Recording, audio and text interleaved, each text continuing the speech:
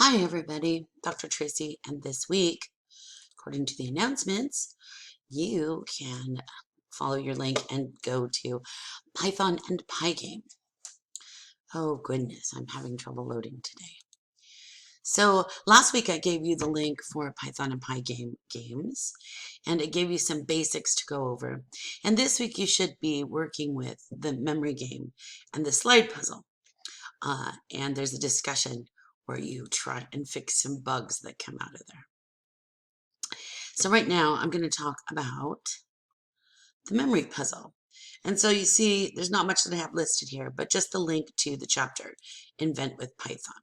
And so here we are on Invent with Python. Okay, so what you're going to build is a memory puzzle, a simple memory puzzle that'll show up as a graphic like this, and it'll have different shapes that are listed underneath, and when you match them, they stay visible, and they go into random order. So one of the concepts that's going to come out of this is a nested for loop.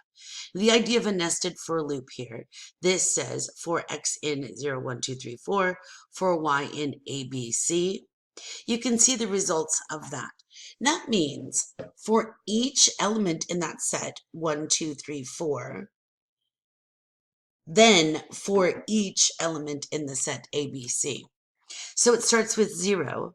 Once it gets to 0, it runs a for loop, 0A, 0B, 0C. Done. Then it gets to 1. 1A, 1A, 1B, 1C. Done.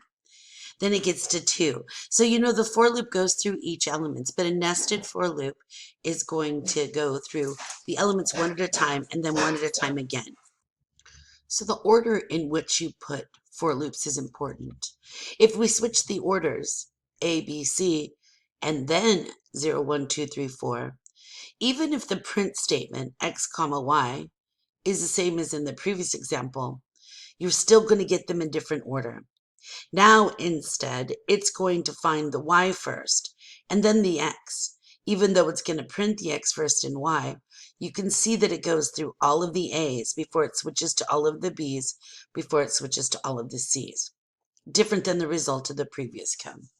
So looking at that as nested for loops, this is something that is used a lot within the source code of the memory puzzle. So let's take a look at the memory puzzle, so we can play it and see how it's going to work. Here's the code for the memory puzzle.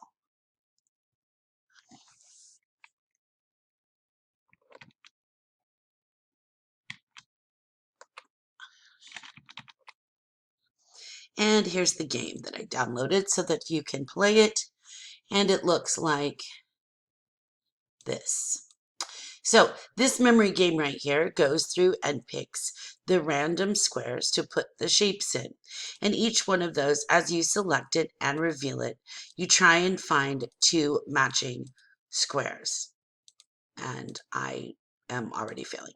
Anyway, I won't go through doing this because there's a whole lot of squares here and it's going to take forever.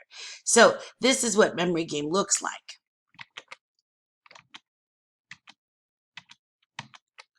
And this is the code for the memory game, which is going to go through a lot of different steps and a lot of different functions in order to create this main thing. But we start off by, of course, defining our board, which are frames per second, the height, the window, the reveal size, the box size, the gap size. That's the squares that are going to be within the memory puzzle, the board width, the board height, and then even number of boxes so that we have pairs, and then the margins that'll be defined there. Then we define all the colors that we'll use under here, and we give a background color and a box color and highlight color, and then we define the shapes, which is a donut, square, diamond, ovals, lines. And you'll see something on here that says assert function. The assert function is new. I'm going to go back to our page. And I did give you a link about the assert function here. The assert function, assert statement out of Python. Hold on. The assert statement in Python lets you say that you're confident that it won't be 0. You're basically doing a Boolean expression check to make sure that it continues. The conditions will return true. So if it doesn't return true, then don't do it. Is kind of what's happening in the assert statement. We have assert statement, it's true, it continues to run. If you have an assert statement and it isn't true, it will stop and tell you your assert condition is wrong. Okay, so that takes us back to the code. And here's the main function. When you see that def main, we're defining the main function, which is going to have the main game loop in there. So let's take a look at those one by one. When the game starts, when it opens, it's going to create the display, and it's going to create the mouse so we can store where the mouse is, X and Y. It's going to display a caption memory game. It'll have the main board that will be randomized, and all the boxes on there will be revealed. And then it will define the first selection is none, which is where the X and Y, the first box clicked, will be called. It starts the animation, and this function is defined down here. So we'll go over each one of these functions. Okay, so this is the main game loop. It starts off at while true. And we know from the previous games that when you have a statement like while true, that just means just continue until a break is called. So mouse clicked equals false. That's what it starts off with, because we're going to use an event handler to test to see if the mouse has been clicked. Then it's going to fill and draw the window with the revealed boxes, and that drawboard function is down here.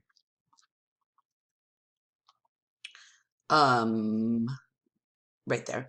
The drawboard function takes in a board and what's revealed. And here's that nested for loop for box X in range and box Y in range. That means for all of the X's and Y's within the width and height, you're going to assign the left and top based on those X and Y's.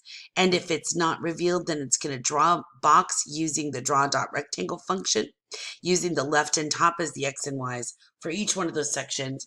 And if it has been revealed, then it is going to show the shape and color based on the X and Y that were defined. So, all right, so going back up to here, it's going to start by drawing a board with no revealed boxes because the revealed boxes are false. Now, for event in Pygame.get, which is our event handling loop, we're looking for either a quit or if we press a key or press escape, then it's going to run the quit function, which closes everything out and closes the game and exits the system. However, if none of that happens, then it's going to look for an event type of mouse motion. And if it has an event of mouse motion, then it's going to assign the variable mouse X and the variable mouse Y to whatever the event position is, which will give us an X and Y. If the type is mouse button up, then it's going to use the, it's going to assign that variable to X and Y, but it's also going to say that mouse clicked equals true. Okay, so now we have these two variables, box X and box Y, and we can see what box is at that pixel. And if there is no box at that pixel, then it doesn't do anything. But if there is a box at that pixel, then it will reveal the boxes using the reveal boxes animation function, where the X and Y is. And at that point, it will determine if the icon shape and icon color that is revealed in one that's clicked is the same as the icon shape and the icon color of the second one. And then after that, it will check to see if everything's been revealed, and it will tell you that you've won the game and to replay the start game animation. So then it redraws the screen at the end of the main game, which is the revealed and the unrevealed, and it waits for you to click, and it starts all over again. So this while true loop keeps continuing. Okay, I hope that helps a bit. You got a lot to put in here, and it's going to make sense for you the more you do. So just type it in and see as it makes sense, and go through these functions to see how they accomplish the task that they're supposed to do. Talk to you soon.